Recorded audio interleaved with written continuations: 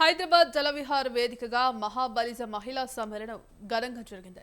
అంతర్జాతీయ మహిళా దినోత్సవం సందర్భంగా ఐకాన్ గ్రూప్ సంస్థ మహిళా సమ్మేళనాన్ని ఏర్పాటు చేసింది.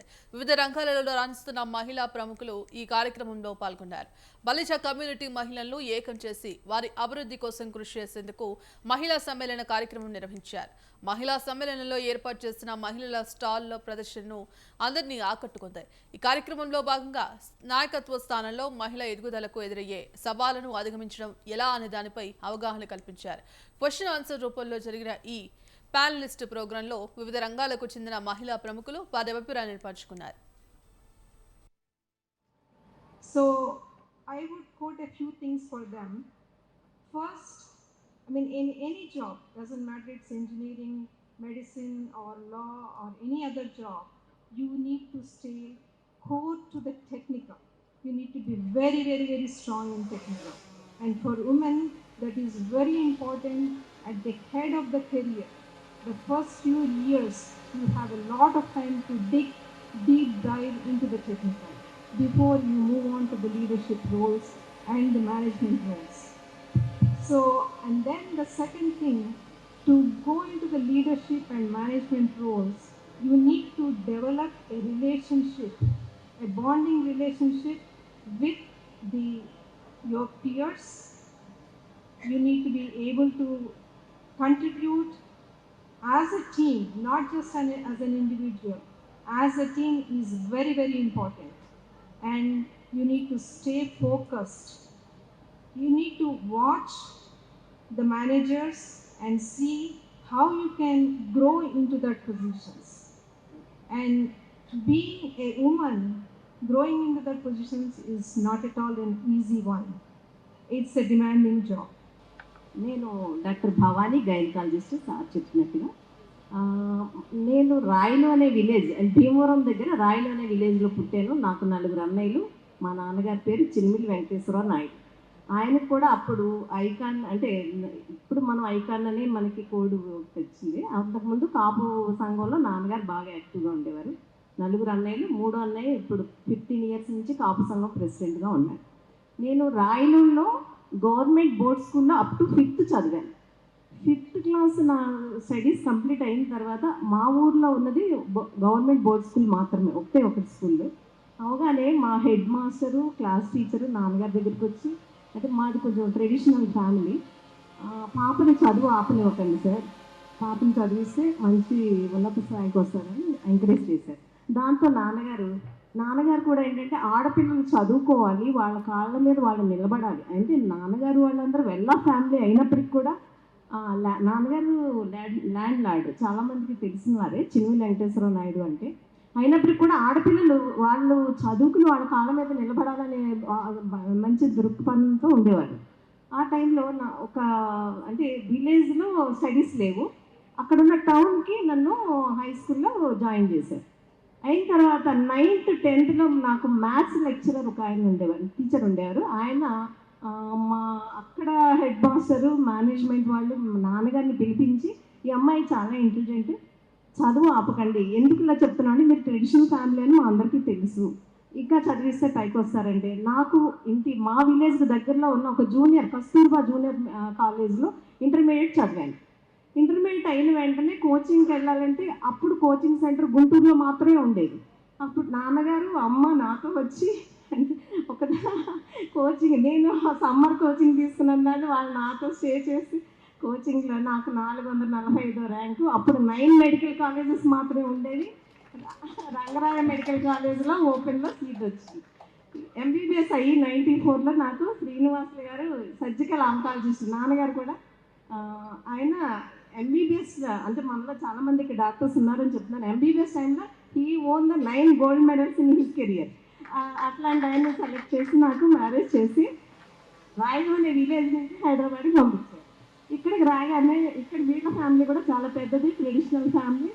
నాకు బాబు పుట్టిన వెంటనే నేను ఉస్మానియాలో డీజీఓ సీటు, నాకు ఎంట్రన్స్లో అప్పుడు ట్విన్ స్టేట్స్లో ఎంట్రన్స్లో 51 ర్యాంక్ వచ్చినప్పటికీ కూడా ఈ జోన్కి నేను నాన్ లోకల్ అయ్యాను కాబట్టి నాకు డీజీఓ మాత్రమే వచ్చింది. అయినప్పటికీ కూడా ఉస్మానియా నుంచి డీజీఓ కంప్లీట్ చేసి ప్రాక్టీస్ స్టార్ట్ చేసి సర్వీస్లో కూడా ఎంటర్ అయ్యాను.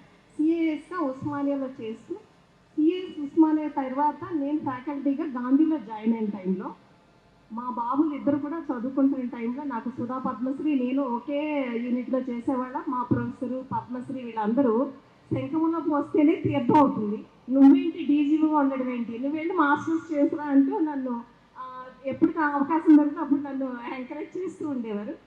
సో ఇప్పుడు మనము ఫస్ట్ మ్యారేజ్ చేసిన తర్వాత అండి మన ఫ్యూచర్ అంతా కష్టపడి మన పిల్లలు హ్యాపీగా ఉండాలి, మనం అంత కష్టపడింది మన పిల్లలు హ్యాపీగా ఉండడం కోసమే కదా చాలా గ్రాండ్గా మ్యారేజెస్ చేస్తున్నాము. ఒక్కసారి ప్రీ వెడ్డింగ్ షూట్స్ అని ఫారిన్ వెళ్తున్నారు, ఎక్కడికో వెళ్తున్నారండి. ప్రీ వెడ్డింగ్ షూట్స్ ఎంత ఇంపార్టెంటో నాకు తెలియదు, కానీ ప్రీ మ్యారిటల్ కౌన్సిలింగ్ చాలా ఇంపార్టెంట్. చిన్న సమస్యగా స్టార్ట్ అయిన మన ప్రాబ్లం అనేది అది మొదలయ్యేది చాలా చిన్న సమస్యగానే మొదలవుతుంది, చాప కింద నీరులాగా. అదే కాస్త సునామీ లాగా మన కుటుంబ వ్యవస్థని బీటలు బార్చి కుటుంబ వ్యవస్థను ముంచేస్తున్న సమస్య వస్తుందండి. కాబట్టి మనం అందరం కూడా మన పిల్లల్ని పెంచుకున్నాం, మనం మంచి చెడు చెప్తున్నాం, అందరికీ లోపాలు వాళ్ళ ప్రాబ్లమ్స్ తప్పులు అందరిలో ఉంటాయి. 100% ఎవరు పర్ఫెక్ట్ కాదు. కాబట్టి మన యువతని మనము ప్రీ మ్యారిటల్ కౌన్సిలింగ్ పంపిద్దాము. అందులో వాళ్ళు చాలా విషయాలు లీగల్ ఎంపవర్మెంట్, ఫైనాన్షియల్ ఎంపవర్మెంట్ ఇద్దరు షేర్ చేసుకోవాల్సిన విషయాలు. ఈ విషయంలో ఫైనాన్షియల్గా మీరు ఉండండి, పిల్లల్ని నేను చూసుకుంటాను, బయట మీరు చూసుకోండి, వాళ్ళ ఫీజు అలా ఇద్దరు షేర్ చేసుకొని వస్తూ ఉంటే సమస్యలు అనేది ఈ డైవర్స్ రేట్ అనేది డైవర్స్ రాకుండా రెడ్యూస్ చేయొచ్చు ఈ ప్రీ మ్యారిటల్ కౌన్సిలింగ్ ద్వారా. అక్కడే మనకి లీగల్గా ఎంపవరింగ్ ఎలా ఉంది, తన రైట్స్ ఎలా ఉంటున్నాయి, తన ఫైనాన్షియల్ స్టేబుల్గా ఉండడం కూడా ఎంపవరింగ్ ఉండడం ఎంత విషయాలో అందరికీ తెలుస్తుందండి కౌన్సిలింగ్లో. ఇంకొక చిన్న ఎగ్జాంపుల్తో చెప్తానండి. ఒక్కసారి మ్యారేజ్ అయిన తర్వాత ఒక ఈగో అనేది ఫస్ట్ ఫైట్ చేయగానే వీళ్ళ అమ్మ నాన్నో పేరెంట్స్ ఇద్దరు ఇన్వాల్వ్ అవుతున్నారు. ఎప్పుడైతే పేరెంట్స్ ఇద్దరు ఆ మిస్అండర్స్టాండింగ్లో వీళ్ళు ఇన్వాల్వ్ అయ్యారంటే ఆ సమస్య ఎంత పెద్దది అవుతుందంటే, ఇప్పుడు ఇరాను ఇజ్రాయిల్ రెండు కొట్టుకుంటుంటే మన ట్రంప్ గారు వచ్చి ఎంత పెద్ద అనుభవం వేసి అది నెవర్ ఎండ్ ప్రాజెక్ట్ లాగా ఆ భీకర యుద్ధం ఇంకా పెద్దదవుతుందండి. మీరెంత తక్కువ మేము తగ్గేదేలే అనుకుంటూ ఒక ఫ్యామిలీ ప్యాకేజ్ లాగా వీళ్ళు 3 కేసులు వేస్తే వాళ్ళు 4 కేసులు వేసుకోవడం. అంటే నాకు నచ్చినది వచ్చినది సమాజానికి పనికి వచ్చేది డబ్బులు ఇచ్చేది కలిపితే ఇకిగాయి. నాకు డబ్బులతో ప్రస్తుతానికి పని లేదు, ఎప్పటి నుంచో అనుకునేదాన్ని పని లేదని. కాబట్టి అందరూ చెప్పారు ముందు నీ పిల్లల రెస్పాన్సిబిలిటీస్ తీర్చుకోమని. So now what exactly I been doing, నా ఫుల్ టైం మేనేజ్మెంట్ ప్రొఫెషన్ నుంచి ఒక బ్రేక్ తీసుకుని నేను ఒక మాట చాలా గట్టిగా నమ్ముతాను, నీకు భగవంతుడు ఏదైతే ఇచ్చాడో అది నీ శక్తి, ఆ శక్తిని పుణ్యంగా మార్చుకో అని సామవేద షణ్ముఖ శర్మ గారి మాట నాకు చాలా నచ్చుతుంది. పుణ్యంగా మార్చుకో అన్న మాటకు అర్థం 1000 వత్తుల దీపాలు వెలిగించి శివుడి గుడిలో ఏదో పుణ్యం చేసుకోమని కాదండి, మానవ సేవ మాధవ సేవ.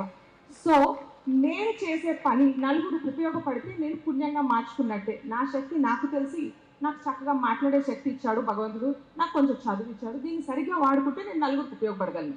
ఇక్కడ ఉన్న అందరి అమ్మలకి నేను చెప్పే మాట ఏంటంటే, మీకు 2 పిల్లలు ఇచ్చారనుకోండి, ఆ సంతానం మీ శక్తి.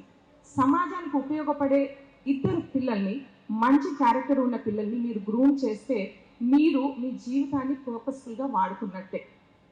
స్టార్ట్ అయినప్పుడు రాఘవేంద్రరావు గారు was in his previous company in a big position yielding a very good package and he was in a very secure life. కానీ వాటిలన్నిటినీ ఆయన క్విట్ చేసి వచ్చి ఆయన ఓన్ కంపెనీని బిల్డ్ చేద్దామని అనుకున్నారు.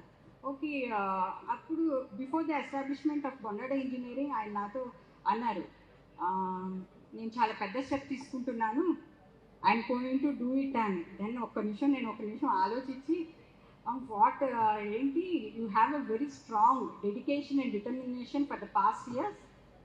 ఒక సైట్ ఇంజనీర్ నుంచి మీరు ఒక బోర్డ్ ఆఫ్ ది డైరెక్టర్ వరకు అయ్యారు. That it self shows you where you can take Bondada engineering in the coming years అని అన్నాను. డెఫినెట్గా అదే సార్, మీరు నాకు రిస్క్ ఫ్యాక్టర్స్ గురించి మనం డిస్కస్ చేసినప్పుడు అప్పుడు నాకు అనిపించింది 14 ఏళ్ళ క్రితం నేను నాకు కంటికి కట్టినట్టు మేము ఏ సిచ్యుయేషన్లో అవి మాట్లాడుకున్నాం ఏంటి అన్నది ఒక్కసారిగా గుర్తొచ్చింది.